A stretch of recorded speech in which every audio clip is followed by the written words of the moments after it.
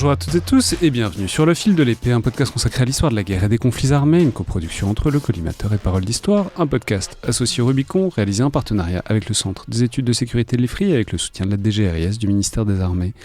Je suis Alexandre Jublin, comme toujours en compagnie d'André Loez. Bonjour André, mais cette fois pour un nouveau format, puisqu'on étrenne quelque chose de nouveau. Oui, bonjour Alexandre, bonjour à toutes et tous. Effectivement, après avoir fait une série d'émissions sur les guerres oubliées, dont le livre paraît en librairie le 5 mars, on le rappelle, et est déjà arrivé chez les gens qui l'ont précommandé, on va essayer de parler ensemble des armes. On s'est dit qu'on allait refera faire, peut-être des guerres oubliées, mais encore plus oubliées. Là, on en avait marre, et puis voilà. Mais il y en a probablement d'autres qu'on fera. Mais on ne sait pas parce qu'on les a oubliés. Donc, et peut-être pour des périodes plus anciennes d'ailleurs, pour ne pas rester que en contempo, la période très récente. Mais là, on avait besoin d'un break.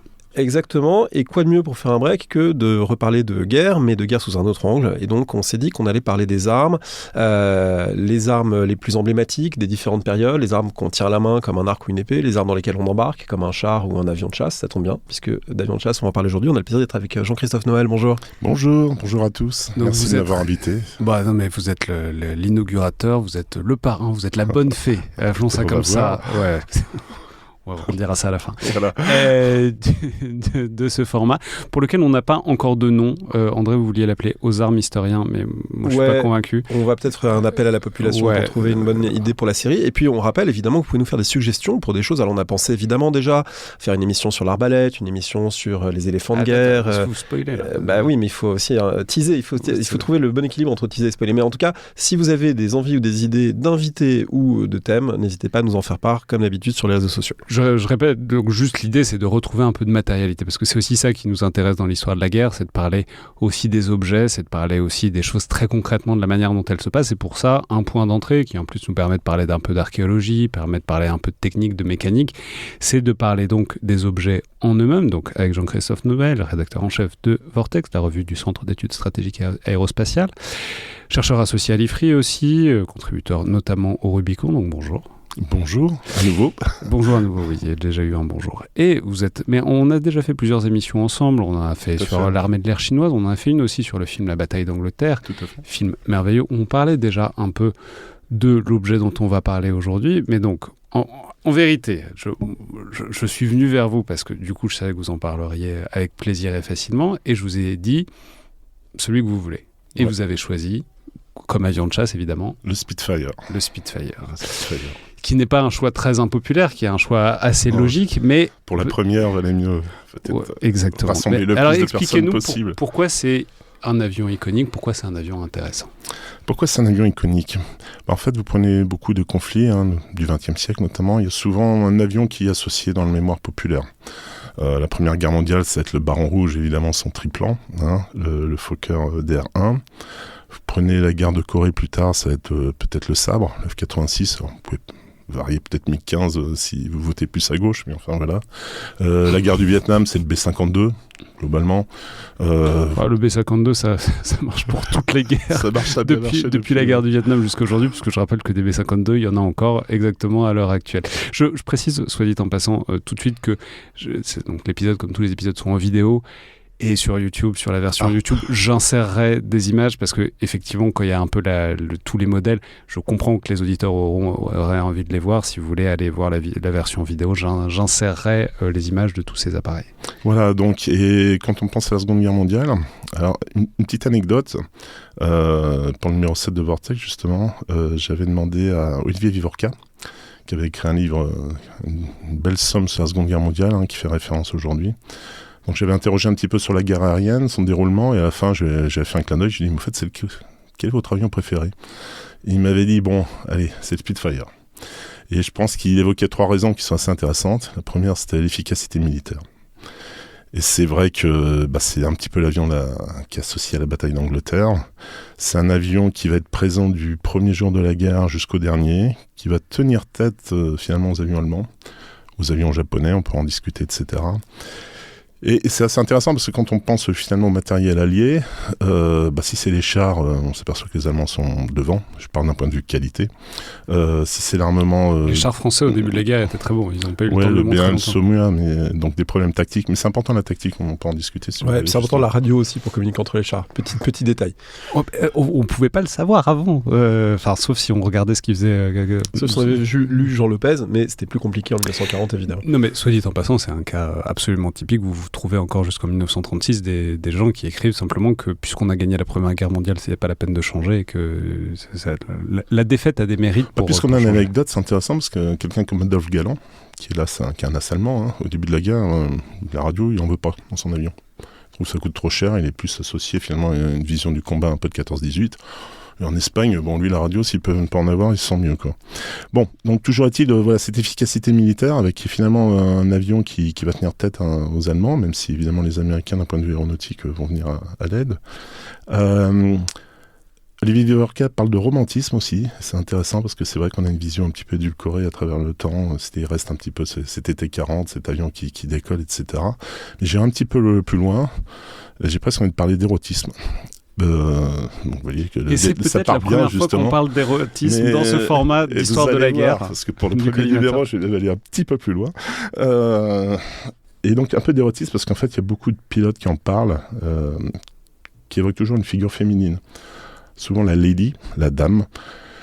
Vous avez par exemple le premier pilote, des pilotes... c'était des pilotes d'essai qui s'appelait Quill. Il dit non, cet avion il est extraordinaire et il se comporte vraiment comme une vraie lady. C'est en fait juste avant de décrocher, il va le signaler un petit peu. Il va y avoir du buffeting sur les ailes, donc ça va permettre justement de rendre un peu la main et puis de pouvoir. Il va y avoir du quoi sur les ailes? Buffeting, c'était en fait vous avez une espèce de bruit.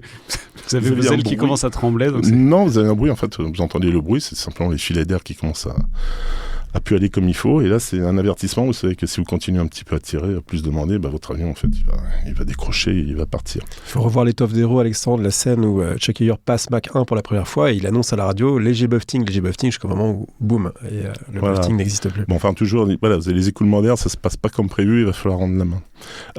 Vous avez des pilotes, vous avez Tuck qui est un as justement qui dit écoute, si jamais il y a la guerre, ça c'est la fille avec qui j'ai envie d'aller à la guerre. Vous voyez, donc encore une fois, il parle de girl, de lady.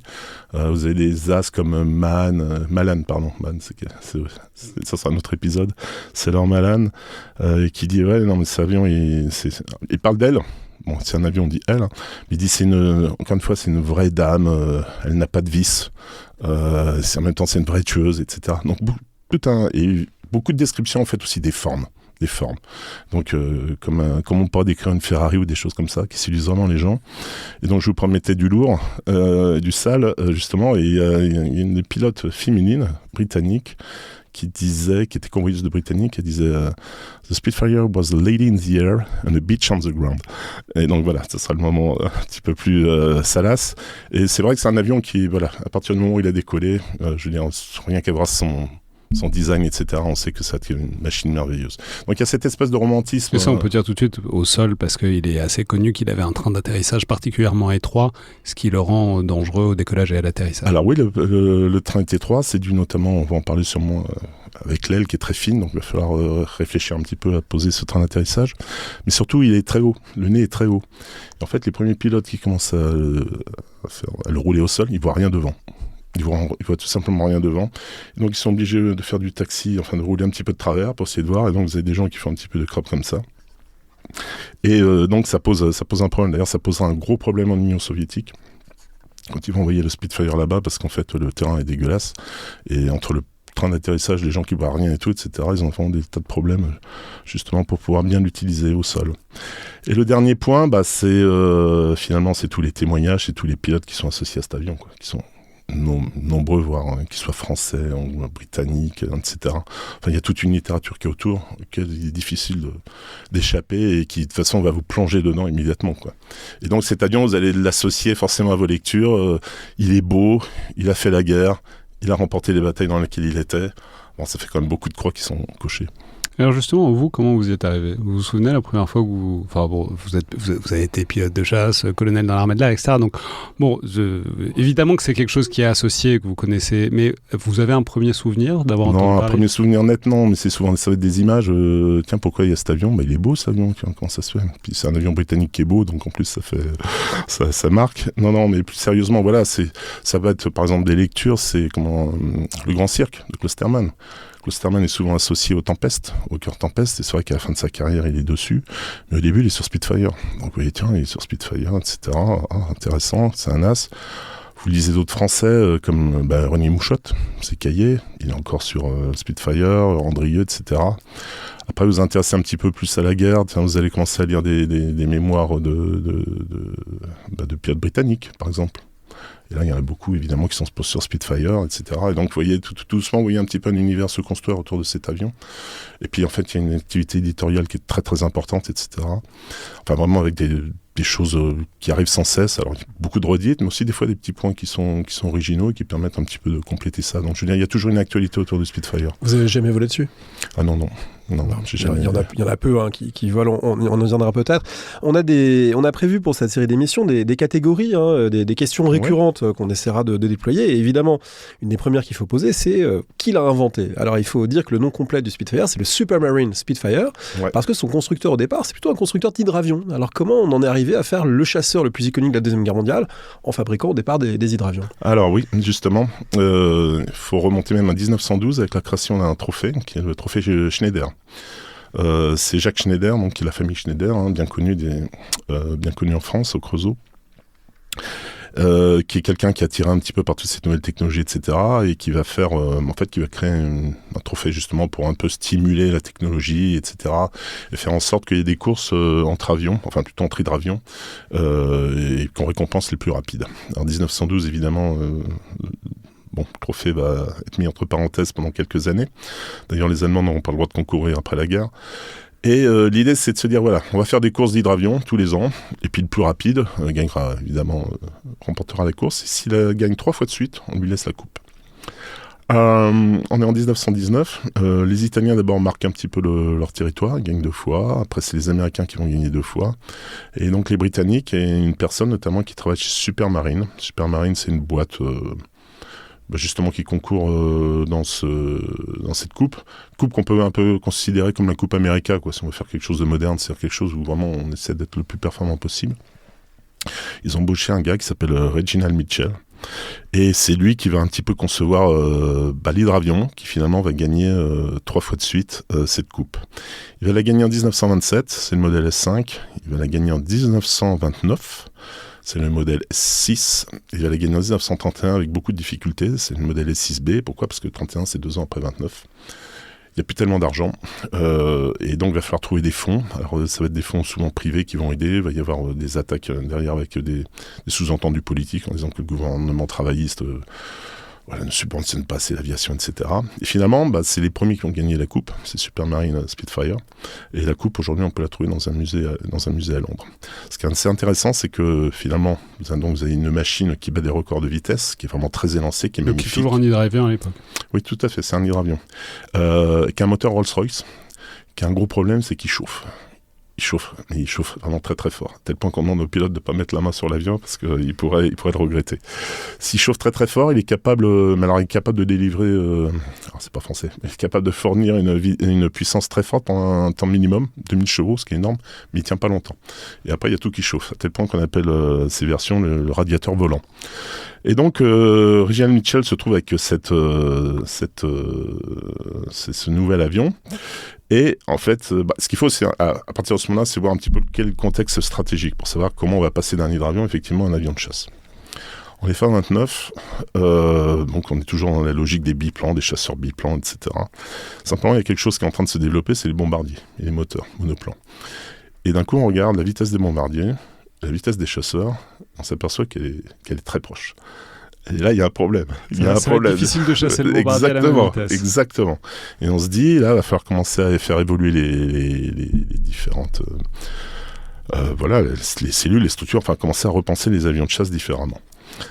Alors, comment faire ? Donc il y a des choses qui commencent à apparaître, on dit on pourra rentrer le train, etc. Peut-être un monoplan, ça serait mieux, ça irait plus vite. Rentrer le train, ça permet de réduire de la traînée aérodynamique, donc d'aller plus vite. Exactement. Et ça paraît possible à cette époque avec la technologie. Ce qui est amusant, il y a de nombreux pilotes qui ne veulent pas entendre parler de monoplan. Ils disent non, le biplan c'est bien. Ce qui les intéresse en fait, c'est la manœuvrabilité. Et c'est vrai qu'un biplan, vous avez plus de surface. Regardez le triplan de Richthofen, il peut tourner autour d'un arbre. Bon, il peut que tourner autour d'un arbre, c'est ça le problème, parce que quand il veut partir, là, il avance pas. Mais voilà, donc le biplan est plus manœuvrable. Les pilotes se disent, attends, on est dans un biplan, le train est déjà sorti, finalement, on a un minimum d'action à faire, c'est beaucoup plus pratique, parce que si on commence à rentrer le train, etc., ça va devenir compliqué, on va pas y arriver. Vous voulez nous mettre une verrière, ouais, mais ça va déformer la vision, on ne saura pas si le gars est près, si le gars est loin, non, on n'en veut pas. Bon, finalement, voilà, les gens comprennent rapidement que ça veut rattraper le bombardier, c'est quand même mieux d'en avoir un. Et donc la RAF va faire plusieurs spécifications, une dans les années 30, 34, 35. La RAF, donc la Royal Air Force. Exactement, ouais. Et puis ils ont un autre souci, c'était effectivement, il va falloir tirer sur les bombardiers. Mais on tire avec quoi ?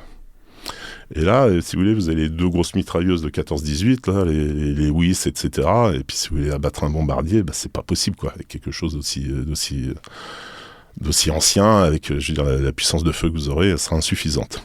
Et là, la RAF, vous avez un squadron leader qui s'appelle Sorley, qui va commencer à faire des études, qui va être aidé. Il dit, finalement, il va peut-être falloir 4 mitrailleuses. On estime à peu près à 2 secondes le temps de viser. Si vous voulez abattre un bombardier, il faudra peut-être 4 mitrailleuses. Et puis ils font des essais, ils vont un peu plus loin, ils s'aperçoivent, non, ce qu'il faut, c'est 8 mitrailleuses. À 8 mitrailleuses de chaque côté. Donc c'est-à-dire vous avez un avion, il va falloir qu'il soit un monoplan, il va falloir mettre 4 mitrailleuses dedans. Il va falloir qu'il aille vite, etc. Et donc la RAF, à ce moment-là, commence à réfléchir un petit peu, elle développe toujours des biplans, mais donc ceux qui sont un peu plus visionnaires commencent à faire ces spécifications, et vous avez 2 avions qui vont sortir. Un qui est connu, c'est le Hurricane. Donc c'est Hawker, c'est notre boîte, c'est Sidney Cam, qui a déjà construit des biplans, et le Hurricane, c'est un petit peu, si vous voulez, c'est la fin de la trajectoire de ces biplans. Voilà, c'est-à-dire c'est un peu l'évolution ultime de ces biplans. Et, c'est un monoplan. Mais c'est un monoplan, effectivement. Qui est d'ailleurs moi, que j'aime beaucoup. Je trouve très élégant. Et c'est l'avion qui occupe il y a le plus d'escadrons dans la RAF qui est équipé du Hurricane pendant la bataille d'Angleterre. Il y a un rapport, je crois, de 27-28 à 18-19 Spitfire par rapport au Spitfire.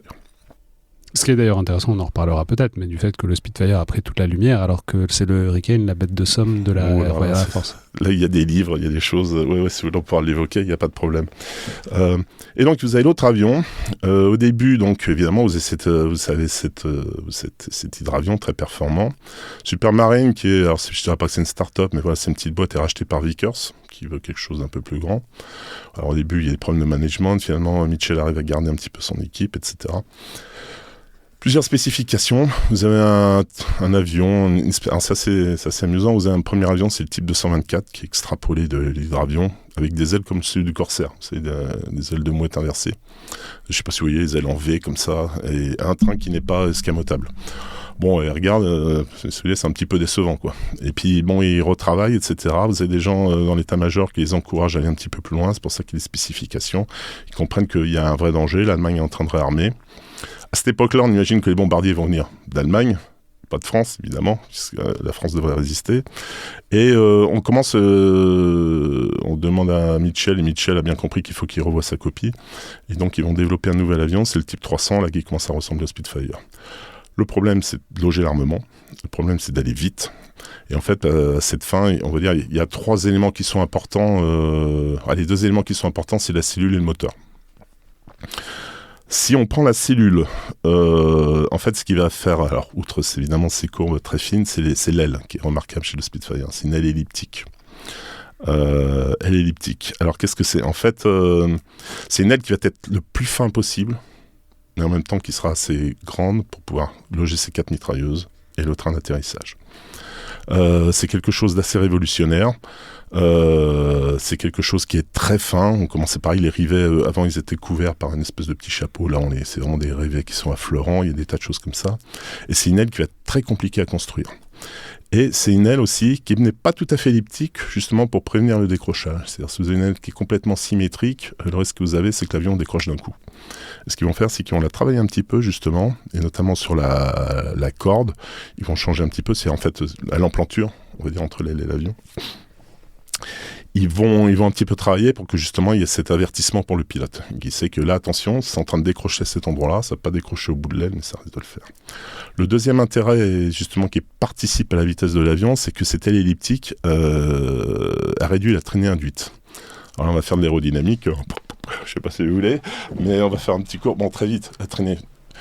Un avion, ça vole parce qu'en fait, il y a une surpression, une dépression.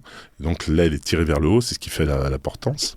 Donc on pense toujours que c'est parce que l'aile repose sur l'air, mais en fait c'est pas la surpression sur l'air en dessous, c'est la dépression au-dessus qui attire l'air vers le haut, c'est ça qui fait voler l'avion. Exactement. Simplement les filets d'air, ils vont pas toujours là où on veut, et effectivement il y a une traînée induite, c'est-à-dire, on va dire, je le fais vite, rapide, l'écoulement d'air peut être perturbé. Et sur cette aile elliptique, il est moins perturbé que sur d'autres ailes. Donc là, vous gagnez encore en vitesse, vous gagnez, etc., en portance. Donc quelque chose d'assez révolutionnaire. Simplement, vous pouvez avoir la plus belle structure, si vous n'avez pas de moteur derrière, voilà, ça va pas pousser. Alors le moteur, il faut en parler parce que tous les témoignages qui parlent du Spitfire parlent du bruit du Rolls-Royce Merlin, reconnaissable entre tous, c'est quelque chose, on entend le bruit, on a des frissons, on entend le bruit, on accourt pour voir l'avion. Il y a quelque chose qui marque les gens visiblement, qui marque les contemporains, et de fait c'est un moteur qui est c'est comme une Ferrari, vous savez, il y a la voiture et puis il y a le moteur. L'un va pas sans l'autre, donc tout est associé. Alors, le moteur Merlin, il est assez intéressant parce qu'effectivement, ça part, ils vont partir. Alors, il s'appelle d'abord le PV12 et ils vont le développer, ils l'appellent Merlin parce que ils ont des noms de rapaces à l'époque. Donc, le Merlin, c'est un faucon, je sais pas quel type de faucon exactement, mais voilà. Et il développe, mais ça va pas se faire simplement non plus, il va mettre beaucoup de temps, c'est un moteur qui pousse, qui au début peut avoir à peu près 1000 chevaux, qui est assez bon, mais ils ont des problèmes. Alors ils ont différents problèmes parce qu'en fait l'avion, le moteur casse, etc. Ils ont des problèmes aussi. Alors il y a deux types de problèmes, ils vont développer plus tard. Bon, ils ont un problème d'abord, c'est comment le refroidir. Et en fait, ils vont arriver à trouver la solution, non pas en refroidissant avec l'air ou avec de l'eau, mais avec du glycol. Et avec le glycol, c'est un matériau justement qui leur permet de gagner du temps et de gagner en performance. Ils vont utiliser une essence particulière, avec de l'octane 100. Et ça vient des États-Unis. Ils la réimportent et c'est quelque chose qui permet aussi d'avoir plus de performance que les Allemands n'ont pas. Il va faire une petite différence pendant la bataille d'Angleterre qui leur permettra d'être bon. Et puis surtout, c'est un moteur qui va évoluer au cours du temps. Comme il y a 24 versions du Spitfire, il y aura plusieurs versions du Merlin. En fait, vous avez quelqu'un qui s'appelait Stanley Hooker, qui va venir en 1938, qui n'est pas forcément un thermodynamiste, mais qui est plutôt un mathématicien. Il reprend un peu tous les calculs, il s'aperçoit qu'il y a des erreurs de calcul. Donc il reformate un petit peu le moteur, etc., pour que ça soit beaucoup plus efficace. Et surtout, ils vont faire une espèce de compresseur, alors sur 1 puis 2 étages, etc. Qu'est-ce que c'est ? À quoi ça sert un compresseur ? En fait, le moteur, pour fonctionner, il a besoin d'un mélange d'air et d'essence. Plus vous montez en altitude, moins il y a d'air. Et donc on va essayer de compenser ça, notamment en travaillant sur la pression d'air, etc., ce qui permet d'avoir quelque chose qui fonctionnera beaucoup mieux en altitude. Et donc les versions du Spitfire progressivement auront un moteur qui fonctionnera de mieux en mieux en altitude. Donc voilà, ça c'est pour le moteur, avec donc quelque chose qui pousse bien. En gros, il va se prendre 250 chevaux en moyenne tous les ans pendant l'évolution, pour terminer avec quelque chose d'assez important. Donc voilà, l'armement, on voit qu'on a à peu près les 4 mitrailleuses, on arrive à les placer dans des ailes qui sont très fines et qui doivent permettre justement d'améliorer cette aérodynamique. Un moteur qui pousse, c'est quand même pas mal pour aller à la guerre. Donc là, on a quelque chose qui est bien. Donc cette équipe, Reginald Mitchell, alors donc Reginald Mitchell, malheureusement, va avoir un destin assez tragique puisqu'il va mourir prématurément à 42 ans, en 1937, d'un cancer du côlon. Mais tous ses travaux sont repris par un membre de son équipe, qui a un nom assez original, Joe Smith. Voilà. Et tout ce qui est aérodynamique, vous avez un aérodynamicien qui va travailler dessus, qui s'appelle Brunstone, et qui est aussi très important dans le développement de Spitfire. Parce que l'aile du Spitfire, c'est quelque chose à construire, et on pourra en parler après. Non, mais justement, quel est... Si on le prend, donc là, on a parlé de l'objet en tant que tel, quelque chose. À la guerre, donc à partir de 39, dans les engagements. Qu'est-ce qu'il a de particulier ? C'est-à-dire, quelle est sa qualité, ses qualités, qui en font quelque chose à part par rapport à ce qu'on voit en face, donc c'est essentiellement des Messerschmitt 109. Alors, si vous prenez le début de la guerre, en fait, il n'est pas tout de suite envoyé sur le front. C'est-à-dire, quand il y a la guerre se déclare en France, la RAF, et notamment Dowding, qui va être le célèbre général qui va commander le Fighter Command pendant la bataille d'Angleterre, est très, très opposé à envoyer son plus bel avion en France. Étrangement, le seul Spitfire qui sera vendu à un État, ça va être vendu à la France. Tous les autres Spitfire, ce sera des anciens de la RAF qui seront donnés ou qui seront vendus, etc. Mais il y a un Spitfire, la France commande 3 Spitfire en 1939 pour tester, etc. Il y en a un seul qui va venir en France et qui sera détruit, je crois, du côté d'Angers, etc., avant que les Allemands arrivent. Donc on peut se vanter d'avoir été le seul pays à avoir acheté un Spitfire. Mais en fait, les Britanniques ont un souci avec le Spitfire, il arrive pour la première fois en unité, je crois que c'est en août 38, au squadron 19, et ça n'arrive pas aussi vite qu'ils veulent. Ça n'arrive pas aussi vite qu'ils veulent parce que justement il est très compliqué à construire. Vous avez cette aile elliptique, elle est très très compliquée à construire. C'est-à-dire, par exemple, une aile de Spitfire, vous mettez 3 fois plus de temps qu'une aile de Messerschmitt 109 pour la construire. Et donc vous avez l'usine du côté de Southampton, vous avez les espèces de fuselages qui commencent à s'accumuler, et les types qui luttent pour construire cette aile. Et donc, ça arrive au fur et à mesure, tout doucement. Donc, ils ont une belle arme, mais d'une part, ils n'en ont pas autant qu'ils veulent. Et d'autre part, Dowding se dit, vu ce qui se passe en France, si je commence à envoyer mes Spitfire là-dedans, en gros, je vais me retrouver sans Spitfire au moment où il va falloir. Donc non, moi je m'oppose, malgré les demandes des politiques, à envoyer des Spitfire en France. Bon, pour nous Français, c'est pas très sport, mais voilà. En tout cas, Dowding, l'avenir lui donnera probablement raison, sachant qu'il arrive à conserver ça.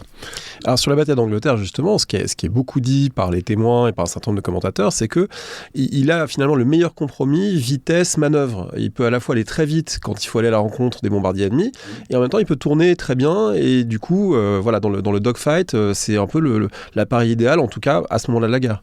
Alors effectivement, c'est un intercepteur en fait. C'est un avion qui est prévu pour monter assez vite pour l'époque. Il fait du 2500 pieds par minute. Donc c'est-à-dire qu'en 10 minutes, il a 25 000 pieds. C'est largement au-dessus. Alors, 25 000 pieds, ça fait 8 000 mètres, on va dire. Il a 8 000 mètres, il est au-dessus des altitudes de vol des bombardiers. Donc en 10 minutes, si vous avez justement l'alerte des radars, que l'équipe sont prêts à décoller, en 10 minutes, ils sont un petit peu au balcon et puis ils peuvent commencer à regarder. Bon, pas de chance, faut pas que les Messerschmitt soient au-dessus dans le soleil, comme on dit.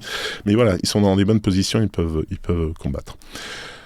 Le gros avantage du Spitfire, c'est notamment par rapport au Messerschmitt, c'est son rayon de virage. Il est plus court. Alors, le Hurricane tourne encore plus court, mais un petit peu moins vite. C'est-à-dire, en fait, la distance il met plus de temps pour parcourir la distance, alors que le Spitfire arrive à le faire. Donc, quand vous êtes dans un combat, que vous arrivez un petit peu à combattre... là, c'est un peu... On est dans le livre, quoi. C'est vraiment on n'est pas dans une position de combat, parce que ça va débouler, ça va aller très vite, enfin, vous allez faire ce que vous pouvez, etc. Mais si on prend, une espèce de position parfaite, le Spitfire, on va dire, pour faire simple, dans le plan horizontal, il est meilleur que le Messerschmitt 109. En revanche, et ça c'est un défaut du Spitfire, à partir du moment où vous commencez à être dans le plan vertical, et notamment en descente, là ça va pas bien. Alors je vous ai parlé du Merlin, je vous ai dit que c'est un formidable moteur. Le problème qu'il a, c'est son carburateur. Il y a une différence de carburation entre les avions allemands et l'avion le Spitfire. D'ailleurs, le Merlin est aussi présent sur le Hurricane, il sera aussi présent sur le Mosquito, sur le Mustang, etc. etc. Sur les bombardiers aussi, comment il s'appelle, les Avro Lancaster. Ouais. Donc pour revenir à mon carburateur, le carburateur, si vous voulez, du Merlin à l'époque, il marche un petit peu comme une chasse d'eau. C'est j'ai besoin de... vous avez une espèce de... Comment ça s'appelle Là vraiment je suis aucune chance que je vous aide là. Non mais si vous avez un flotteur. Voilà, merci beaucoup. Ça marche par flotteur. Donc vous avez besoin d'essence, le flotteur s'adapte, etc. Ça marche très bien votre chasse d'eau, sauf que si vous prenez votre chasse d'eau et que vous la retournez, ça serait à beau appuyer, ça va pas bien marcher. Les Allemands, eux, c'est-à-dire en fait, à partir du moment où vous êtes en G négatif, vous n'êtes plus capable d'injecter du carburant. Les Allemands, eux, ont un injecteur automatique. C'est-à-dire quand ils prennent des G négatifs, donc les G négatifs, c'est comme quand on descend en ascenseur. Exactement, ou dans un manège, c'est-à-dire vous êtes en haut et puis d'un coup, vous plongez. Les jets négatifs, eux, le moteur continue à être alimenté. Et ça, les Allemands le comprennent très vite. Ils s'aperçoivent que quand ils sont en difficulté, ils ont qu'à mettre le manche en avant. L'avion tombe tout de suite, le moteur fonctionne. Si les Spitfire le suivent, là, le moteur fait poum, poum, poum, poum. Et là, vous avez la seconde et les 2 secondes qu'il faut qui vous échappent. Et la distance est faite et le Messerschmitt peut partir. Donc, ils sont obligés éventuellement de se mettre sur le dos et de tirer rapidement pour avoir des jets positifs. Mais toujours est-il, il y a une perte de temps qui est terrible. Et ça, les Allemands le comprennent bien. Et donc, c'est pour eux... Alors déjà, ils ont des difficultés de playtime sur zone, parce que voilà, tous ces avions n'ont pas une autonomie extraordinaire. Et donc, quand c'est compliqué, on met le manche en avant et puis on s'en va, etc. Simplement, quand vous arrivez un petit peu à vous accrocher dans le plan horizontal, là, c'est vrai que le Spitfire a plus de chance, etc. Mais tout ça, c'est reste théorique parce que ça dépend du pilote, ça dépend de la position dans laquelle vous arrivez, ça dépend si vous surprenez le gars, etc., etc. Mais voilà, on peut dire d'un point de vue un petit peu théorique, c'est la grande différence entre le Spit et le Messerschmitt. Alors, on a tendance spontanément à se dire le plus grand succès, le plus grand engagement, c'est la bataille d'Angleterre, parce qu'il a tant été écrit dessus qu'on focalise beaucoup. Mais comme vous l'avez dit, c'est un avion qui a volé jusqu'en 1945, qui a combattu dans le Pacifique, qui a combattu en Méditerranée. Donc, à tout prendre, est-ce que la bataille d'Angleterre, c'est bien cette finest hour dont parlait Churchill, ce moment absolu de gloire du Spitfire, alors que le Hurricane a finalement aussi joué un grand rôle, ou est-ce que c'est sur d'autres théâtres d'engagement qu'on peut dire que le succès opérationnel du Spitfire est le plus grand? Voilà, si on devait classer les théâtres, finalement, où est-ce que le Spitfire a été le meilleur? Alors, je reviens à la bataille d'Angleterre. Le problème qu'est le Spitfire aussi pour la bataille d'Angleterre, en fait, c'est son armement. C'est ces fameux 8 mitrailleuses, parce que ces mitrailleuses, c'est du 7,62. Les Britanniques ont cherché partout de l'armement en Europe, ça ne leur convenait pas, ils sont allés en Amérique, ils ont ramené une mitrailleuse, 7,62 c'est le calibre de la Kalash. Donc vous imaginez, pour avoir des bombardiers, vous avez 4 Kalash de chaque côté. Au début... Bon, on va parler de la bataille d'Angleterre, on va faire simple, et puis après, effectivement, je développerai les différents théâtres. Ils ont un problème au début, c'est-à-dire qu'en fait, il va falloir faire converger toutes ces mitrailleuses, ils les font converger trop loin, à 400 yards à peu près, ça fait 350 mètres. Vous apercevez que quand vous tirez à 350 mètres, je veux dire, en face, vous pouvez fumer le cigare, a priori, c'est bon. Donc, Il faut faire converger, c'est-à-dire qu'il ne faut pas que donc, les 4 mitrailleuses sont placées à une certaine distance. L'idée, c'est pas que de les faire tirer en tir parallèle, etc. L'idée, c'est qu'elles convergent à un endroit dans le viseur du pilote. Et donc, pour ça, il faut calculer les angles pour qu'il y ait un point de convergence entre les 4 trajectoires. Et donc, Exactement. ça, c'est à 400 Ni trop près, ni trop loin pour que ce soit efficace. Et donc, ils vont essayer de rapprocher cette distance pour que ça marche mieux. Simplement, quand vous devez abattre des bombardiers, vous pouvez le toucher. Mais si vous voulez, avec des Kalachnikov, vous pouvez faire des trous dans la carlingue, c'est pas ça qui va l'embêter. Donc il vaut mieux toucher quelque chose de vital, ce qui est souvent le moteur. Alors vous avez des pilotes anglais qui disent, c'est leur malade, dont j'ai déjà parlé, il dit non, mais ce qu'il faut faire, l'important, il faut dissuader les équipages de revenir. Et lui, ce qu'il dit, il dit, en fait, il faut tirer dans l'équipage, il faut tirer dans le cockpit. Et il dit, si on tire dans le cockpit, il va y avoir des morts, il va y avoir des blessés, surtout il va y avoir des types qui vont rentrer, qui vont raconter ce qu'ils ont vu. Et à partir de ce moment-là, il va y avoir une chute de morale dans la Luftwaffe, etc. Donc vous voyez qu'il y a différents types pour envisager un petit peu cette bataille. Alors, je vous parle de l'armement, donc le Messerschmitt 109, lui, il a un canon de 20 mm. Ça change tout, parce que là, pour le coup, vous avez une vraie destruction. Ça fait des gros trous, et effectivement, c'est beaucoup plus efficace. Les Britanniques essaient de mettre un canon dessus, mais ça marche pas. Ils essaient avec le Squadron 19, ils sont pas contents du tout, ça givre, enfin, etc. C'est pas au point. Il va falloir attendre d'autres versions pour développer un canon. Et je reviens à l'aile, du coup, c'est assez intéressant dans le développement de l'aile. Vous avez 5 types d'ailes qui vont être développées pour le Spitfire. La A, c'est les 8 mitrailleuses, enfin les 4 mitrailleuses. La B, ça sera 2 mitrailleuses et un canon. La C, ça sera le modèle un peu universel. Si vous mettez ce que vous voulez, vous voulez mettre 2 canons, vous voulez mettre des tours, vous faites ce que vous voulez, mais vous avez le mix que vous souhaitez. La D, ça sera pour la reconnaissance, parce que c'est un formidable avion de reconnaissance. Et la E, c'est pour les Brits, c'est pour les Américains, parce qu'ils veulent leur truc. Enfin, voilà. Donc, différents types d'ailes, etc. Donc, l'armement a un problème pendant cette bataille d'Angleterre, qui va simplement être réglé plus tard. La tactique, très important la tactique. Vous avez tous vu le film Dunkerque. Vous avez vu le film Bataille d'Angleterre suite au podcast. Et en fait, les Brits attaquent à 3. À l'ancienne, comme pendant la guerre de 14. Pendant la guerre de 14, on attaque à 3 avions. Vous avez le leader et vous avez 2 ailiers. Les Allemands, ils sont à 4. ça change tout. Parce que imaginez que vous êtes en voiture, vous devez suivre quelqu'un, etc. Quand vous êtes à l'intérieur, votre leader tourne, votre vitesse, elle n'est pas très élevée déjà. Donc vous perdez de l'énergie. Et en plus, vous regardez le leader, vous ne regardez pas dehors. Donc les Allemands, pendant la guerre d'Espagne, ils vont développer une autre formation qui est à 4. C'est en fait c'est 2 plus 2. Vous avez un leader, vous avez son équipier qui est là et qui le suit n'importe comment. C'est facile, il est derrière, il a qu'à le suivre. Top Gun Maverick, quoi. Alors, je sais pas, il est bon, Maverick, en général, il n'a pas beaucoup d'équipiers, il se débrouille tout seul, lui, il est assez fort. Mais là, il y a l'équipier, et donc vous avez une puissance de feu, et surtout, votre équipier vous protège. C'est-à-dire, vous pouvez vraiment vous concentrer sur ce qu'il y a devant, tout en conservant cette maniabilité. Et ça, les Britanniques, certains pilotes vont demander justement à changer les tactiques, mais d'autres ne veulent pas. Alors, il y a beaucoup de choses qui sont intéressantes parce qu'il y a beaucoup de culture derrière, etc. Chez les Britanniques, qui expliquent pourquoi ils préfèrent être à 3 plutôt qu'à 4. Ils vont évoluer, mais ça va prendre du temps, etc. Mais ils sont moins efficaces, ça c'est sûr. Mais effectivement, pendant la bataille d'Angleterre, en fait, le Spitfire, il va faire le boulot parce que tout simplement, progressivement, ils vont tailler dans les bombardiers, ils vont tailler dans les chasseurs, etc. Et surtout, ils sont capables de monter rapidement et d'être présents au moment où les raids arrivent. Et rapidement, alors ce que vont demander les chefs de la RAF, enfin surtout Park, qui est le chef, on va dire, de la zone où les plus grands combats ont lieu. Donc Park et Dowding vont demander, écoutez, les Hurricanes, on comprend que c'est un peu moins performant, donc vous vous occupez des bombardiers, et les Spitfire vont s'occuper des Messerschmitt. C'est une division du travail toute relative, parce qu'encore une fois, quand vous vous retrouvez dans les combats, c'est compliqué.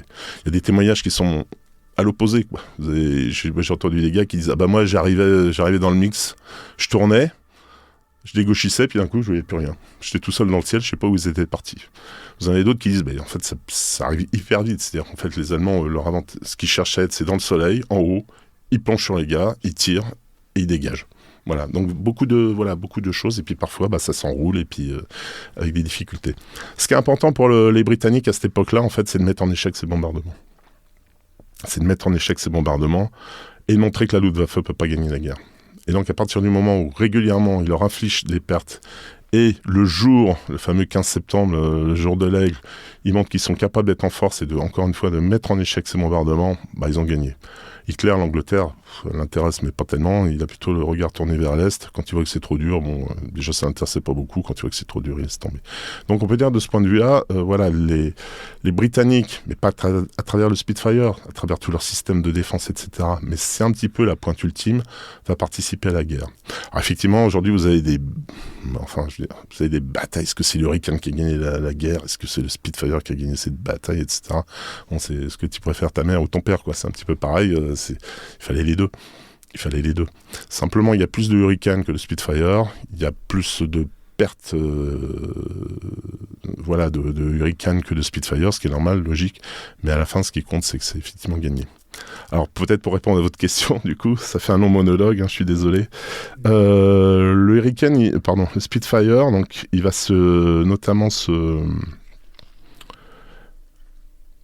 encore se révéler dans une autre bataille, c'est la bataille de Malte. C'est la bataille de Malte où, vous voyez, Malte, c'est un peu le caillou dans la chaussure des Allemands et des Italiens pendant la guerre du désert. On peut attaquer les convois à partir de Malte. Et à un moment, les forces de l'Axe en ont assez, ils vont aller bombarder l'île, etc. Et au début, il y a des Gloster Gladiator, des biplans. Rapidement, il y a du Hurricane, et puis rapidement, on se dit, non, il va falloir autre chose. Et donc, on va faire venir des Spitfire. Toute une aventure, parce que le Spitfire, il n'a pas l'autonomie pour aller se poser. On les fait décoller de porte-avions. On va faire décoller plusieurs paquets en 1942, au premier semestre, pour amener ces Spitfire sur place. Et en fait, les Spitfire, à partir du moment où il y a du Spitfire, ils vont s'opposer aux raids des Allemands et des Italiens. Il va y avoir des batailles épiques dessus. On peut en parler. Il y a un as, dont l'histoire je trouvais un peu extraordinaire, qui s'appelle Burling, qui va être là-bas. Et encore une fois, les Spitfire, c'est ce qui va permettre de mettre en échec ces différents raids. Vous avez aussi le Spitfire qui va être utilisé sur un peu tous les théâtres. Les Spitfire vont être utilisés encore une dernière fois dans ce rôle, on va dire, d'intercepteur contre les V1 en 1944. Vous avez un pilote français qui est assez connu, qui s'appelle Jean-Marie Dor, justement, qui va mourir lors d'une interception d'un de ces V1. C'est-à-dire, il arrive, il voit que le V1 va se crasher, et au lieu d'essayer de passer son aile dessous, parce qu'il n'y a pas le temps, il va tirer la mitrailleuse dessus. L'engin va exploser. De passer son aile dessous ? Pourquoi ? Alors l'idée, c'était à l'époque, vous avez le V1 qui est une espèce de l'ancêtre du missile de croisière, donc c'est un truc qui avance, etc. Comment le détruire ? Si vous tirez dessus, c'est embêtant parce qu'il y a de l'explosif, et d'ailleurs c'est ce qui va arriver avec Marie-Laure, le truc explose, il risque de passer dans la boule ou de vous prendre quelque chose. A priori, Marie-Laure est arrachée par la tuyère. Et donc, ce qu'il faut essayer de faire, c'est quelque chose de différent, de ne pas le faire exploser en vol si c'est possible. Et donc, ce que font les pilotes, c'est qu'ils arrivent en patrouille serrée à côté du V1, ils mettent leur aile dessous, et tac, ils gauchissent. Et là, pouf, il y a le gyro du V1 qui ne sait plus où il est. Ils lui mettent un petit taquet ? Oui, ils mettent un petit taquet. Et là, le gyro du V1, je suis où ? Et le V1 va s'écraser. Et donc, c'est leur méthode préférée à l'époque pour justement se débarrasser des V1. C'est pas un sport de masse quand même de mettre un petit taquet à un V1. Quoi. Non, et puis des fois, ça se termine mal. Ouais. Ça se termine mal. Mais... Alors on avait prévu une question, mais je pense que ça tombe bien. C'est en gros, est-ce que c'est un truc de spécialiste ? Est-ce qu'il faut être bon pour est-ce que voilà, Monsieur Tout le Monde peut monter dans un Spitfire le piloter ? Est-ce que c'est un truc vraiment qui demande un gros entraînement pour maîtriser la machine ? Alors est-ce que ça demande un gros entraînement ? En fait, les pilotes vont être. Il y a deux aspects à votre question. On va dire les pilotes de Spitfire sont sélectionnés comme les autres. Donc vous avez une formation qui d'ailleurs. Vous avez une formation initiale, après les pilotes vont sur Tiger Mauve, qui est un petit biplan, on leur apprend le pilotage basique, les meilleurs vont ceux qui veulent aller dans la chasse vont sur T6, voilà, et après on va ce qu'on appelle en OTU, qui est un escadron un petit peu de transformation. Parce qu'à cette époque-là, vous imaginez bien que dans l'escadron, on a autre chose à faire que de former le jeune pilote qui arrive. Et puis parfois, si le jeune pilote il arrive, notamment pendant la bataille d'Angleterre, ça tombe bien, parce que nous on va aller devant, et toi t'es derrière, tu nous suis. Pourquoi je suis pas avec vous ? Tu t'occupes, reste derrière. Effectivement, le type sert de sonnette. C'est-à-dire quand les Allemands arrivent, c'est le premier à se faire descendre. Et là, le gars, il dit je comprends pas, il y a le feu partout. Donc là, tout le monde déclare. Donc vous voyez que c'est un petit peu dangereux d'être jeune. Mais voilà, disons que cette formation va devenir de plus en plus longue pendant la guerre. Effectivement, on aura le temps de préparer les gens, etc. T'inquiète pas, on te protège, on passe devant. Voilà. Donc, vivement qu'il y a un plus jeune qui arrive. Et voilà. Et après, alors quand le Spitfire arrive, c'est assez amusant parce que les pilotes en fait sont un peu, c'est ce qu'on disait, ils arrivent et puis il y a des boutons partout, quoi. Il y a des choses partout, c'est beaucoup plus long pour décoller que sur un biplan. Les premières versions, les 70 ou 80 premiers, en fait, ils ont une hélice bipale. Et quand ils décollent, si vous voulez, il n'y a pas de manette pour entrer le train. Il faut pomper. Donc le type, il décolle. Il faut qu'il change de main comme ça, et là, il faut qu'il pompe. Et généralement, alors c'était marrant, c'est parce que sur Fuga, en mode secours, c'était la même chose. Le grand truc à faire, c'est pas de pomper avec les deux mains. Parce que là, si votre avion fait boum, boum, boum, et ça va pas du tout, quoi. Et donc... Encore une fois, si quelqu'un veut voir les mimes de Jean-Christophe Noël, tout serait disponible sur YouTube. Oui, bref. Je suis en représentation, si vous voulez, bientôt. Mais bon, s'ils font ça, ça marche pas très bien. Et donc, rapidement, on dit, ça serait bien, c'est des petites manettes, on gagnerait du temps, etc. Les premiers pilotes qui volent sur Spitfire, il n'y a pas de biplace. Alors, on leur file un petit papier, tiens, ça, c'est les vitesses. Et tu fais attention au décollage, au fait, parce que c'est pas... Donc, les gens apprennent un petit peu sur le tas, mais une fois qu'ils sont en vol, encore une fois, ils disent « Wow, quel avion !» Et alors, vous avez des témoignages, effectivement, par rapport... si vous voulez comparer le Hurricane au Spitfire, voilà, vous avez un peu un bulldog et un lévrier, quoi, en termes de pilotage. Oui. Non, je voulais juste vous accrocher sur le... C'est quoi donc pour vous ? En fait, je voudrais que vous fassiez un truc très subjectif et que vous vous engagiez. C'est pour vous, c'est quoi le meilleur moment du Spitfire ? Son heure de gloire. Ouais, choisissez. Vous en avez mis plein, mais un truc subjectif. Un seul ? C'est quand même le début. Sinon, il n'y a pas la fin, quoi. Ok, alors continuons sur les trucs subjectifs. On fait les prix. C'est bon. Je sais pas. On peut continuer le podcast. On va voir dans les commentaires. Moi, je respecte l'argument d'autorité. Vous êtes pilote de chasse, vous êtes colonel dans l'armée de l'air. Non, mais il y a peut-être un lobby du Hawker Hurricane qui va se défouler dans les commentaires en disant c'est un scandale. Non, j'ai pas dit que le Hawker Hurricane ne servait à rien. Je dis simplement, vous êtes prudent, bien sûr. Ok, un autre prix. Faisons ça comme une cérémonie des prix, comme les Césars. Le prix que vous avez appelé très spirituellement, André, le prix Hannibal Barca du meilleur utilisateur du Spitfire. Parce que en fait, associer une arme à une personne, j'ai pensé à Hannibal aux éléphants, on pense aux éléphants de guerre, on pense à Hannibal, on pense aux éléphants de guerre. Donc voilà, est-ce qu'il y a quelqu'un qu'on pourrait mettre en évidence ? Non, des pilotes, il y en a des dizaines, mais qui serait le pilote de Spitfire si on voulait en sortir un ? Si vous deviez en sortir un, ce serait qui ? Donc, comme vous imaginez, je vais en sortir plusieurs. Je vous forcerai à choisir à la fin. Pourquoi j'en sors plusieurs ? Parce qu'en fait, la manière dont fonctionne les temps de passage en unité des pilotes anglais n'est pas la même chose que chez les Allemands. C'est en fait quand vous avez démontré que vous êtes un as, que vous avez abattu un certain nombre d'avions, en général on vous retire d'unité, on va vous mettre dans un état-major ou peut-être dans une école, etc.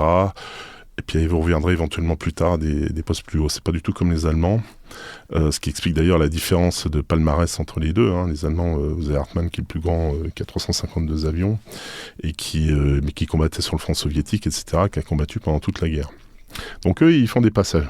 Je dirais assez logiquement, le plus grand pilote de Spitfire, c'est le plus grand A, c'est Johnny Johnson, qui arrive à peu près avec 34 victoires. C'est quelqu'un qui commence pas facilement, il a une progression qui est moyenne, etc. Il va être muté, il arrive alors il a été blessé, c'est un ancien rugbyman, il a une blessure, etc. Il va falloir qu'il arrive à la réparer. Finalement, il est arrivé en 1941 dans l'unité de Bader. Vous savez, Bader, c'est celui qui a plus de jambes. C'est ce fameux pilote qui n'a plus de jambes. Alors, intéressant aussi. Vous connaissez l'histoire, non? Je fais une petite parenthèse. Non, le pilote Q-Jet, je l'avais vous l'avez pas, celle-là? C'est un héros de la RAF.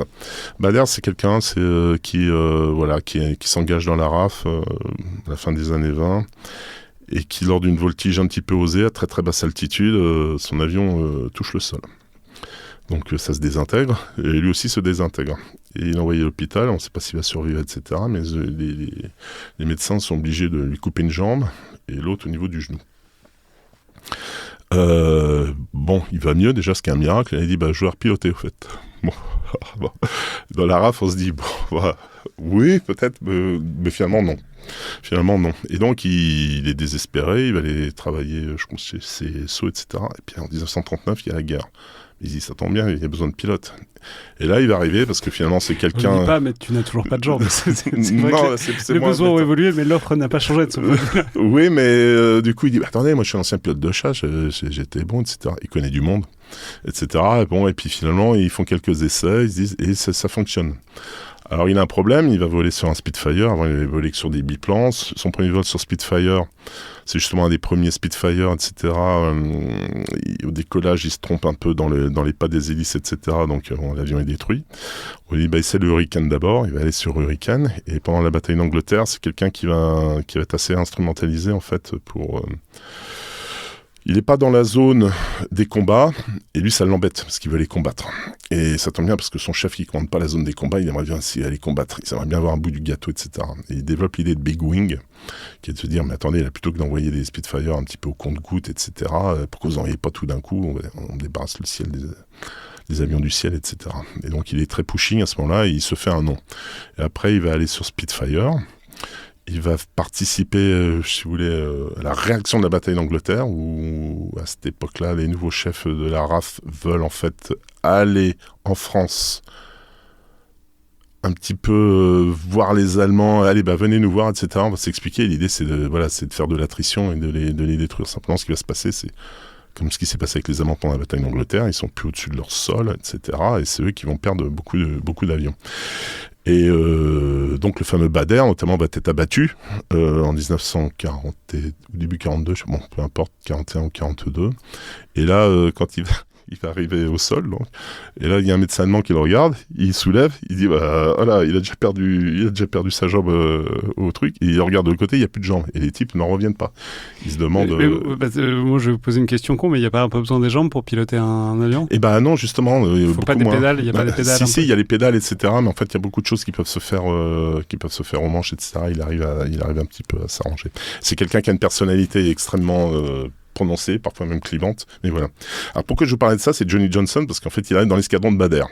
Et lors de la première mission, il est associé à Bader, etc. Il est là, et déjà il arrive à suivre, il est content, et d'un coup il voit des Messerschmitt. Il est un peu paniqué, au lieu de dire Messerschmitt, tant de Messerschmitt, à telle heure, telle position plus haut, etc. Il donne un mot de code, qui est en gros de dire, c'est le mot d'urgence, quoi. Et là, il annonce le mot de code en donnant le surnom de Bader, et là, toute la formation qui explose, donc tout le monde finalement se retrouve au sol, là, il s'en prend une bonne, on lui explique que c'est pas tout à fait ce qu'on attend de lui, etc. Et puis progressivement, donc, tout le monde se disperse, et il se retrouve rentré à l'aérodrome. Donc voilà, et on lui dit, si c'est pour faire ça, la prochaine fois, tu gardes tes nerfs, etc. Mais Johnson, c'est quelqu'un qui va faire 515 missions, et qui va avoir le plus de victoires. En fait, c'est le meilleur as allié.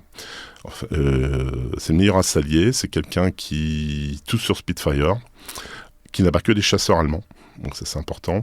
Et qui va C'est-à-dire, il gonfle pas son effectif avec des bombardiers, il se fait... Non, il tire ce qu'il peut, hein. Mais donc c'est surtout des chasseurs allemands, vu que les bombardiers allemands, il y en a un petit peu moins qui attaquent l'Angleterre par la suite, ou en tout cas 2 jours.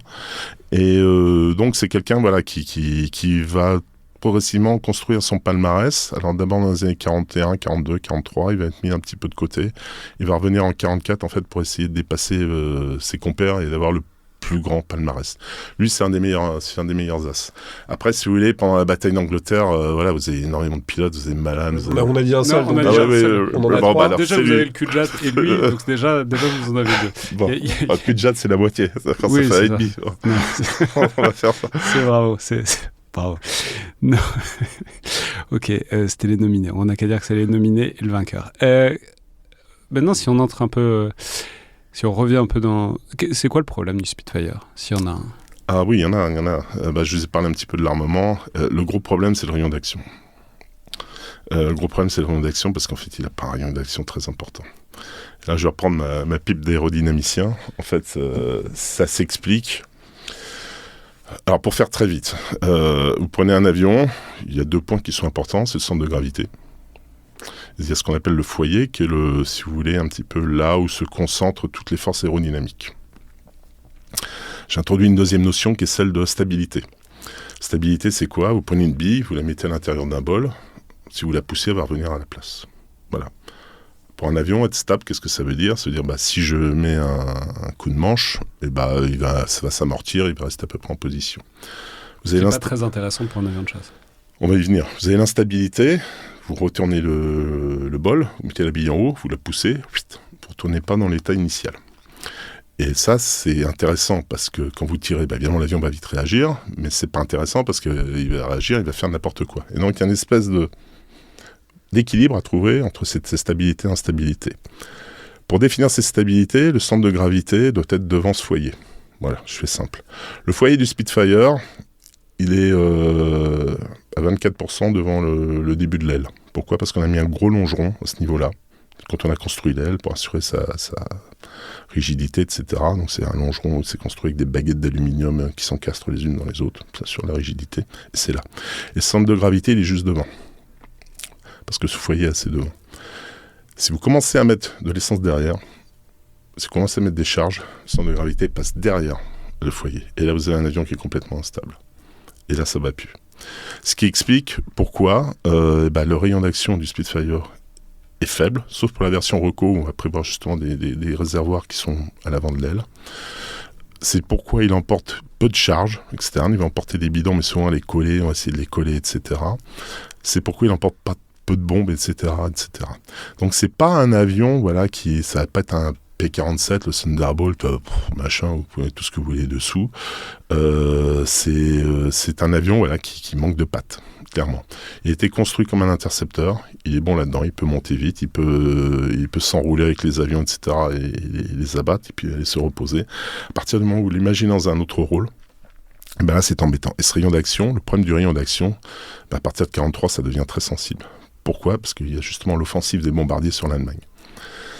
Et on ne peut pas les accompagner. Et donc, il arrive un moment, on dit au revoir aux bombardiers, puis débrouillez-vous avec la chasse allemande. Alors, c'est ce qui est bien connu, si vous avez vu Master of the Air, la série récemment. Donc, ces bombardiers se retrouvent toutes seuls dans le ciel. Qui plus est, les bombardiers américains, ils y vont de jour. Donc, au début, c'est la curée. Et progressivement, on va mettre des P-38 pour aller un petit peu plus loin, des P-47.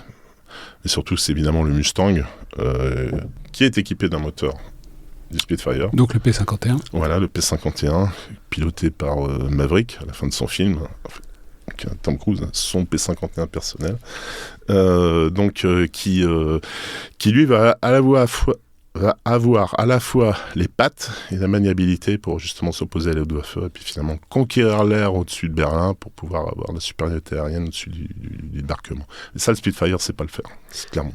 Alors on a parlé des problèmes à l'échelle des opérations. À l'échelle individuelle, un cockpit de Spitfire, est-ce qu'on y est bien? Moi je repense, vous avez cité Dunkerque, à cette scène de Dunkerque où un des Spit qui est abattu, il n'arrive pas à ouvrir le canopy, il n'arrive pas à se débrêler, il n'arrive pas à sortir. Alors est-ce que c'est le réalisateur qui a complètement inventé ça ou est-ce que c'est un appareil compliqué pour le pilote? Alors, c'est un appareil qui est... Alors, si vous parlez juste pilotage, c'est un appareil qui est très très fin. Il y a le témoignage d'un quelqu'un qui a fait un vol de biplace. Il expliquait que le pilote, justement, commençait à retirer ses chaussures pour mettre des chaussures très fines pour bien sortir l'avion, etc. Voilà, il était très fin sur le manche, etc. C'est vraiment quelque chose... Encore une fois, c'est un pilotage qui est très fin. Après, sur le cockpit, c'est mieux que celui du 109 et c'est mieux que celui du Hurricane. Pourquoi le Hurricane ? 109, c'est le Messerschmitt Oui, 109. le Bell 109 et le Hurricane, tout à fait. Le Hurricane, pourquoi ? Parce qu'en fait, vous avez... alors, le Spitfire est protégé par des plaques blindées.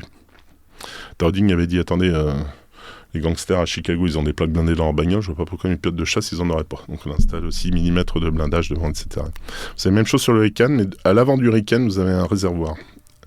Et ce réservoir, quand il est touché, toute l'essence qui commence à se déverser, à se déverser dans le cockpit. Et c'est pour ça que vous avez beaucoup, vous savez, ces pilotes qui sont brûlés, là, ce qu'on appelle les Guinea Pigs. Vous avez énormément de pilotes de Hurricane qui vont aller tester finalement l'hôpital plutôt que ceux de Spitfire. Donc de ce point de vue-là, c'est mieux. Le 109, c'est très étroit. Le problème, c'est quand vous voulez sortir, la verrière s'ouvre de côté. Donc, alors bon, quand on est motivé, a priori, on y arrive, mais c'est souvent un problème. C'est du Spitfire vers l'arrière, déjà, c'est beaucoup plus simple. Après, oui, c'est un avion de chasse, quoi. Hein. C'est-à-dire, c'est pas un avion de chasse américain, donc le confort est un petit peu moins important. Mais malgré tout, voilà, on arrive à faire des missions qui sont importantes. Vous avez des missions de reconnaissance qui sont très longues parfois. Si on se descend, donc là, on a le point de vue occidental, qu'est-ce qu'ont pensé les Allemands quand ils l'ont vu arriver ? Est-ce qu'on le sait d'ailleurs ? Comment est-ce que ça a été reçu ? Comment est-ce qu'ils ont perçu cet objet ? Alors, il y a plusieurs réponses. Vous avez par exemple, ils vont tester le Spitfire. Il y en a un qui leur tombe entre leurs mains, et vous avez Molders, qui est un petit peu le leader de la chasse à l'époque. C'est lui notamment qui a imposé la formation A4, etc. Il essaye de dire, c'est un très bel avion, mais c'est pas un chasseur. Pourquoi ? Parce que justement, quand je veux piquer, voilà, donc c'est pas un chasseur, donc il a tendance un petit peu à le sous-estimer. Vous avez le fameux mot de Galland, Galland qui s'en est bien sorti après la guerre, parce que c'est quand même quelqu'un qui était très proche des dignitaires nazis, qui est parti en Argentine, donc il n'a peut-être pas avoir non plus la conscience tranquille, puis qui est revenu sur la pointe des pieds, mais puis après qui est passé pour le bon camarade. D'ailleurs, les Anglais allaient le voir, tout le monde s'est tapé dans le dos, etc. Mais enfin voilà. Galland, vous avez cette fameuse anecdote où voilà, il y a Göring qui vient les voir. Göring est furieux parce que la bataille d'Angleterre se passe pas comme ils veulent. Il dit que c'est la faute de ses chasseurs. Le type, ils font ce qu'ils peuvent, etc. Mais il leur en passe une, etc. Et puis à un moment, il leur demande qu'est-ce que vous voulez. Et Galland lui répond, on aimerait bien avoir des Spitfire. Alors il a expliqué après, il dit non, c'est pas tant que je voulais avoir des Spitfire, parce que le Messerschmitt m'allait très bien, mais c'était vraiment pour le faire chier. Voilà, non, c'est ça. Et d'ailleurs, Göring, il reste un peu les bas ballants, il s'en va en train d'enchaîner. Les pilotes allemands, ça va dépendre des pilotes. Il y en a un qui racontait, vous savez, moi, le Spitfire, j'ai du mal à dire du mal dessus parce que j'étais abattu 4 fois par eux, donc je suis resté modeste, etc. Et généralement les pilotes allemands ont beaucoup d'estime pour le Spitfire, à tel point d'ailleurs que pendant la bataille d'Angleterre, tous les pilotes allemands sont descendus par les Spitfire. Quand on demande qui vous a abattu, on dit c'est un Spitfire. On a dit qu'est-ce que vous voulez que je fasse, j'étais impuissant, c'était trop compliqué. Personne ne va avoir la honte de se faire abattre par un Hurricane. Moi, il y a la même chose, ce serait une autre émission. Donc vous avez ça. Après, si vous voulez, il va y avoir différents moments pendant la guerre où les avions allemands vont évoluer, les avions britanniques vont évoluer, et parfois vous avez un avion qui a l'avantage par rapport à l'autre. Vous avez une version du Messerschmitt après la bataille d'Angleterre qui apparaît plutôt plus évoluée. C'est le Messerschmitt, c'est le Bf109F, qui au début est supérieur au Spitfire Mark II. Donc ils vont créer une version qui est le Mark V, avec justement un moteur plus puissant, avec de l'armement, les canons, etc. On arrive à peu près à rétablir l'équilibre. Et puis un jour, vous avez un combat, et les Britanniques voient un truc, a priori, qui vole pas comme le Messerschmitt, et qui est beaucoup plus maniable, beaucoup plus dangereux. Ils en parlent à leur officier de renseignement, qui a un point d'interrogation dessus de leur tête, et les gars leur disent non mais attendez, ça doit être les fameux les Hawk, ça doit être les Curtiss français, que les Américains avaient vendus aux Français. Bon, les Allemands les ont pris, ils ont peut-être remotorisé, etc. Vous inquiétez pas, mais en fait non, c'est une Focke-Wulf qui vient d'arriver. Et le Focke-Wulf va être meilleur que le Spitfire que le Spitfire au début. Et il faudra vraiment que le Spitfire Mark V, il faudra que le Mark IX arrive pour qu'il y ait vraiment une équivalence. Les Anglais ont eu de la chance, vous avez un pilote allemand en Focke-Wulf qui va se poser en Angleterre, le type est paumé, enfin il est complètement désorienté, il pense se poser chez lui. Donc il leur offre un Focke-Wulf, et là ils vont commencer à regarder, ils se disent ah oui effectivement, on va avoir un souci. Et donc les Spitfire Mark IX vont évoluer. Après on est donc... C'était quoi le souci, enfin, substantiellement, qu'est-ce qui... Alors le Focke-Wulf c'est un très bon avion, déjà un moteur qui travaille beaucoup plus... par rapport au Mark V il est plus puissant. Il est capable de prendre beaucoup plus de coups, il est beaucoup plus rablé, etc. L'armement est aussi très puissant, et donc en fait il n'y a pas un endroit où vraiment le Spitfire arrive à être meilleur en combat aérien.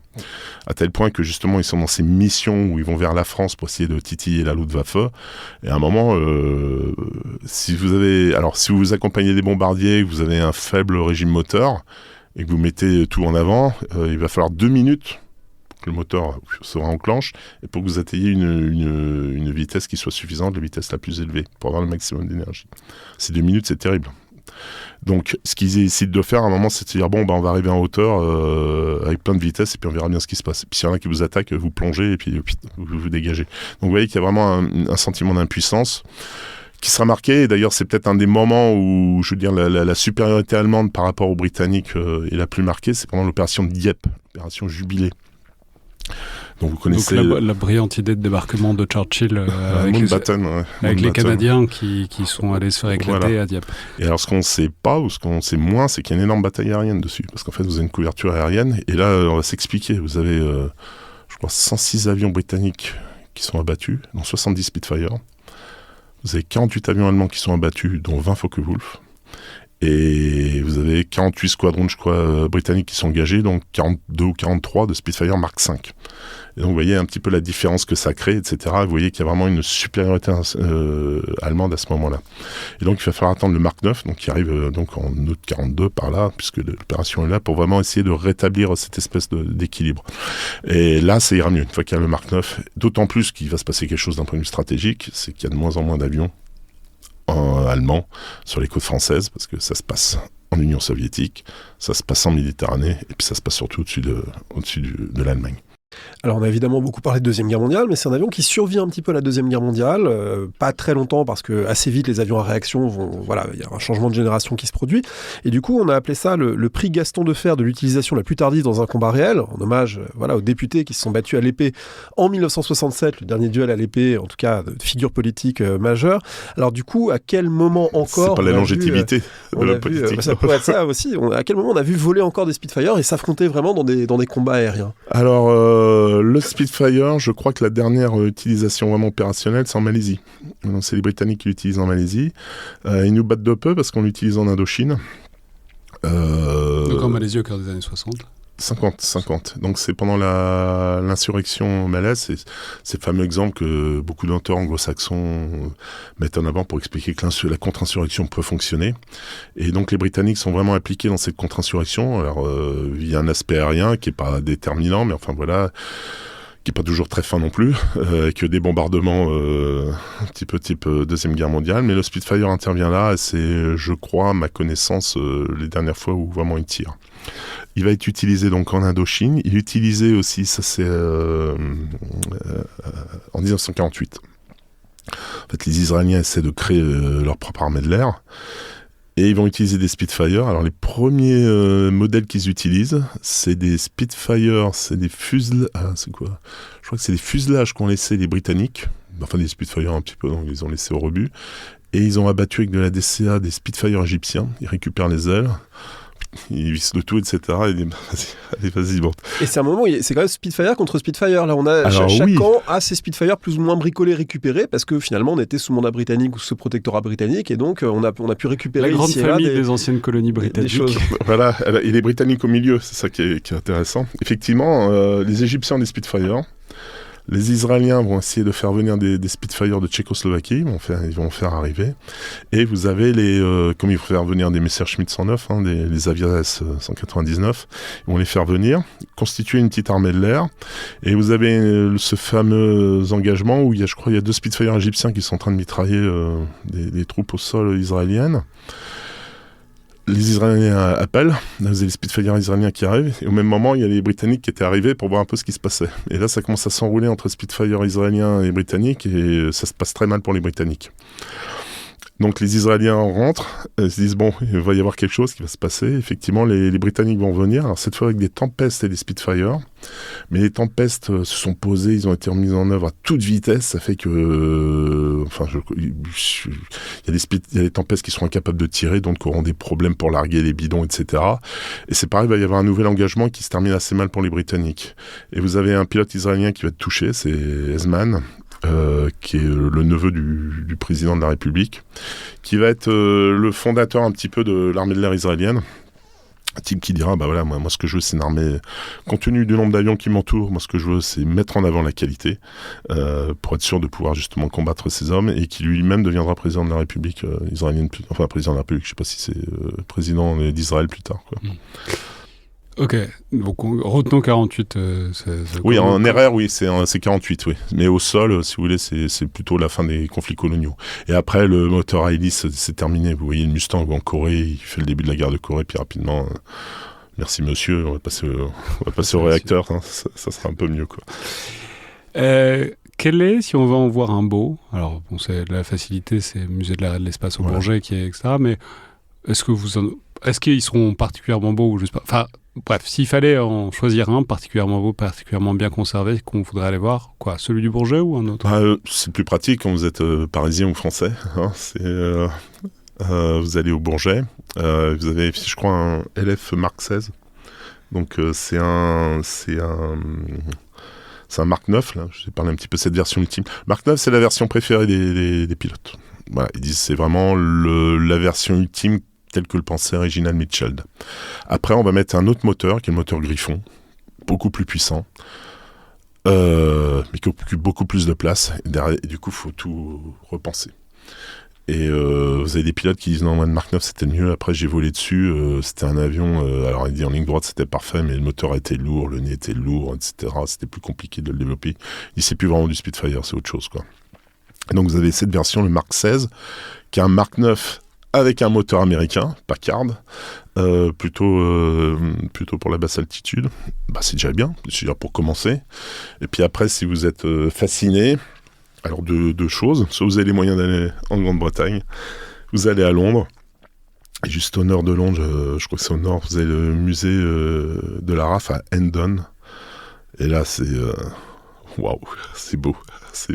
Vous avez un hangar magnifique avec le Spitfire, le Hurricane, le Messerschmitt 109, vous avez même un Fiat italien, vous avez des avions partout, enfin bon, pour celui qui aime l'avion, c'est la caverne d'Ali Baba. Sachant qu'il y en a quand même qui volent de temps en temps dans des meetings aériens, des Spitfire entretenus, réparés, améliorés, il y en a je crois une petite dizaine qui alors là, il faut aller plus au nord, c'est à Duxford, donc est-ce que ça vaut le coup de conduire en Angleterre, voilà. Effectivement, à Duxford, vous avez de nombreuses versions qui ont été développés du Mark 1 au Mark 22 ou 24. Ils en ont plusieurs différents Spitfire qui font effectivement voler régulièrement, qui participent éventuellement à des films. Et là, vous avez toute la collection. Et puis si vous allez au moment où il y a ces comment ça s'appelle, ces meetings, là vous avez la chance de pouvoir l'entendre et le voir, quoi. Après, si vous n'avez pas les moyens parce que vous êtes fauché, quoi. Vous avez les vidéos sur YouTube qui sont faites et qui sont quand même assez sympas, quoi. Et puis on a évidemment les innombrables représentations dans la culture populaire. Alors du coup, on a un dernier prix à attribuer, c'est le prix Christopher Nolan de la meilleure représentation au cinéma. Une question c'est vrai qu'il y a une question importante qui me concerne parce que je crois que vous aviez envie. Votre anniversaire approche et donc Alexandre. Pas du tout. La question, c'est combien ça coûte si on en veut un? Alors, si vous en voulez un en 1938, c'est pas cher, c'est 4500 livres. Mais de l'époque. Alors, si on veut avoir, je sais pas, en 38, je crois qu'il faut multiplier par 90 pour avoir à peu près le prix. Donc, 45 000 euros. Non, 450 000 euros.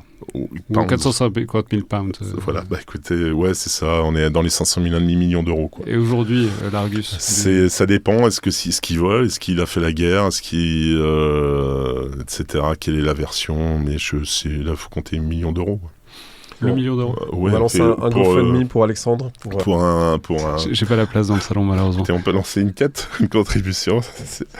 C'est un podcast qui est suivi. Si tout le monde donne 1 euro, peut-être qu'on va pouvoir... Écoutez, en quelques mois... Mais je crois qu'il y a une espèce d'argus. On doit pouvoir aller sur Internet, chercher Spitfire à vendre, et puis là, vous allez voir différents prix en fonction des... Je pense que cette question marchera mieux quand on parlera des arbalètes, peut-être. Vous pouvez vous faire plaisir, je pense. Des Spitfire. Alors du coup, moi, je reviens à ce prix Christopher Nolan, la meilleure représentation dans la pop culture, parce que... Pourquoi Nolan ? Bon, parce qu'on a parlé de Dunkerque et qu'on inaugure cette émission et cette série avec vous, et que du coup, dans Dunkerque, on voit des Spitfire voler, même si des esprits forts font remarquer qu'un Spitfire qui en vol plané, en tout cas, peut-être que c'est un petit peu exagéré, que c'est une licence poétique. C'est possible. On pourra l'admettre, mais évidemment, il y a beaucoup d'autres films, beaucoup d'autres BD ou jeux vidéo, etc. Donc, vous, qu'est-ce qui vous plaît ? Dans quoi vous avez aimé voir un Spitfire ? Qu'est-ce qui vous a marqué ? Moi, j'aime toujours voir un Spitfire. Donc. Mais alors, je vais peut-être complètement... je vais surprendre parce qu'en plus, c'est un téléfilm qui est très mal noté.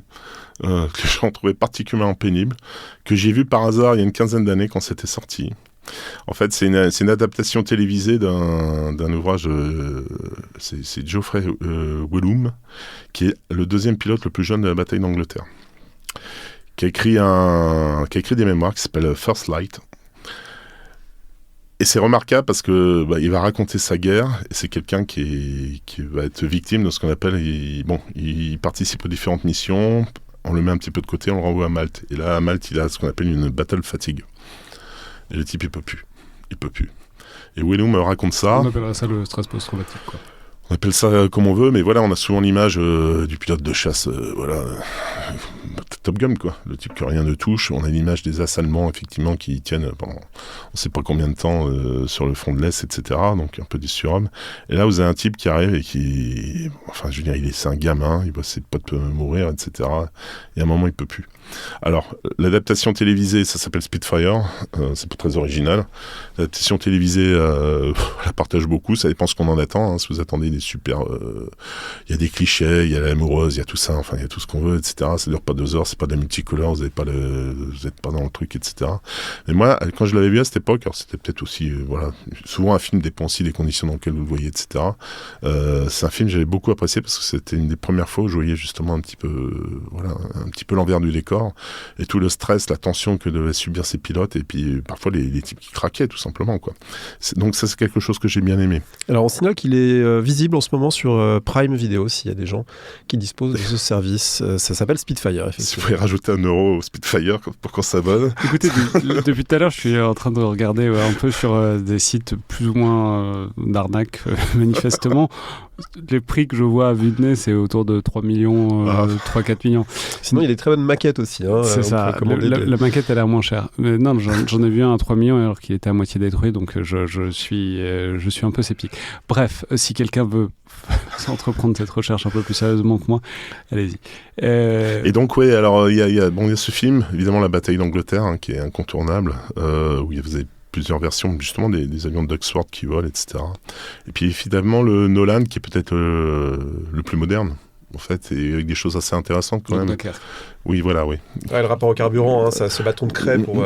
oui, voilà, on voit un petit peu le pilote. Alors bon, il y a des choses qui sont... Quand vous voyez les 3 avions qui sont dans les ailes, ça marche pas comme ça, parce que vous pouvez pas... Ils sont quand même beaucoup plus espacés. Quand vous avez le type, évidemment, qui a pas le masque, pour qu'on voit sa tête qui parle, et puis qui à la fin le met... Mais il y a quand même des choses, il y a une espèce d'exiguïté. Ce que j'ai bien apprécié, alors il y a longtemps que je l'ai vu, hein, mais ce que j'ai bien apprécié, c'est les pilotes qui sont surpris, en fait, qui ne voient pas le truc arriver. D'un coup, on leur tire dessus, donc vraiment la surprise, parce que c'est souvent le cas. Hein. J'ai un combat aérien, vous pouvez être très bien, 10 secondes après, vous pouvez être mort, quoi. Mais tout va bien, et puis 10 secondes après, vous avez pas vu le gars, voilà, c'est terminé. Donc ça va très, très, très, très vite. Et ça, cette espèce un petit peu de surprise dans mes mémoires, enfin, je sais que ça m'a marqué. Et bon, puis c'est vrai qu'il y a une espèce d'ambiance, effectivement, où vous êtes un peu confiné dans ce cockpit, etc., qui est pas mal. Avec des types, finalement, qui sont assez calmes. De mémoire, enfin, je veux dire, dans les dialogues, etc., on n'est pas partout. Enfin, c'est quelque chose qui est assez intéressant. Je crois qu'on a fait le tour de cet avion mythique et on vous remercie beaucoup. Donc peut-être qu'on refera un avion parce qu'après tout, il y a d'autres avions, évidemment. Il y a le Tomcat, il y a évidemment d'autres avions qu'on peut trouver beaux ou intéressants ou très, très connus. Mais on parlera aussi de choses peut-être plus maniables et plus artisanales dans les épisodes qui viennent. Moins cher pour le collectionneur. Alors, ce n'est pas un podcast, c'est pas un podcast de Militaria. Je tiens à ce que ça ne devienne pas un podcast de Militaria, Alexandre, si vous voulez bien. C'est sympa, mais il y a toujours un moment où ça dérape, les collectionneurs. C'est toujours un moment où les gens se mettent à collectionner des trucs de nazis. C'est le moment où il faut s'inquiéter. Bref. Est-ce que vous pouvez faire des exercices de tir peut-être dans le studio pour montrer en action? C'est vrai, ce sera vraiment du close combat. C'est vraiment du tir en combat, du combat en milieu clos. Merci beaucoup, Jean-Christophe Noël. Merci pour votre invitation, c'était très sympa, j'espère. Bonne vie à cette émission. Merci beaucoup. On peut dire qu'il y a des numéros de Vortex qui sortent régulièrement. Oui. Vortex qui sont, je le dis assez régulièrement, mais qui est comme toujours une ressource époustouflante et gratuitement et librement disponible en ligne sur Calameo, si ma mémoire est bonne. C'est ça, ouais. Qu'est-ce que vous avez à la fois dans les cartons et alors on a mis fin 2025 en ligne un numéro sur le spatial. Qui est vraiment intéressant. On a essayé justement un peu de diversifier avec des aspects plus culturels. On parle, par exemple, donc il y a les passages obligés, très intéressants. Et puis on a fait des choses un petit peu Star Wars et la guerre dans l'espace, etc. Enfin, je dois rendre hommage à tous les auteurs, donc je n'ai pas vraiment envie d'en mettre en évidence. On a quelques interviews qui sont très intéressantes également. Et là, je suis en train de préparer, avec un petit bout du numéro qui est déjà en ligne, un numéro sur la guerre du Vietnam, mais dans les airs. On aura un très bon article introductif qui explique bien, pour ceux qui ne connaissent pas très bien, de Pierre Journoux sur ces guerres indochinoises. Et on a 2 grandes parties. Ça sera une sur la guerre française, avec pour la première fois un texte de l'historien militaire officiel du Vietnam qui va nous parler de la DCA Dien Bien Phu. Alors je vais pas tout, écoutez, je vais pas en parler, vous aurez qu'à le lire. J'ai 2 auteurs français aussi qui parlent un petit peu de l'utilisation du napalm par l'armée de l'air et des opérations dans le Tonkin. J'espère avoir peut-être compléter un peu Dien Bien Phu. Et vous avez une deuxième partie que je pense aussi qui est très intéressante sur la guerre du Vietnam avec les Américains, avec 2 Américains qui ont un aspect assez critique sur la stratégie aérienne qui a été menée et qui sont anti-wardéniens. Donc par rapport à nos croyances, je pense que c'est très intéressant de les lire. Et on a 2 articles. Alors on a un article d'un Australien, parce que l'armée de l'air australienne a participé à la guerre du Vietnam, on ne le sait pas forcément. Vous avez un article, je parlais des B-52 justement sur les bombardements de Noël. Je n'ai rien à voir, c'est pendant la période en 1972. Et vous avez 2 articles de Vietnamiens, un sur la guerre aérienne contre les Américains vue par les Vietnamiens, et un autre, et ça c'est la cerise sur le gâteau, l'interview d'un as de MiG-21 qui a battu 6 ou 7 avions américains, et confirmé. Et ce type est remarquable. Et ça vaut le coup de le lire pour savoir un peu ce qui se passait de l'autre côté. Très bien, on suivra ça. Donc merci beaucoup. Et je mettrai évidemment les liens à la fois vers la première émission qu'on avait faite sur la bataille d'Angleterre qui est complémentaire, et puis aussi vers ces numéros de Vortex dans la description de l'épisode. C'était donc Le Fil de l'Épée, un podcast produit et co-animé par André Loise et Alexandre Jublin, distribué par Beach Audio. Et on vous dit à la prochaine fois avec 2 nouveaux épisodes de cette série. Et on vous rappelle que vous pouvez commenter, nous laisser des messages sur les réseaux sociaux, mettre des notes sur les outils d'Apple Podcast et de Spotify pour aider à la diffusion du podcast. Et de YouTube, puisque la version vidéo prend son essor tel un Spitfire à 2500 pieds par minute. Il faut voir Jean-Christophe Noël essayer de mimer les trucs et se prendre le micro à peu près une dizaine de fois. Si vous vous demandez pourquoi il y a des bruits pendant l'émission, c'est qu'il mimait le rayon de virage d'un Spitfire et il a pris le micro au passage. Ça arrive au meilleur de hors voltige. Et n'oubliez pas la contribution d'€1, s'il vous plaît. Et n'oubliez pas, si on s'achète un Spitfire, on l'exposera dans le studio. Bref, allez. Merci beaucoup. Merci à toutes et tous et à la prochaine fois.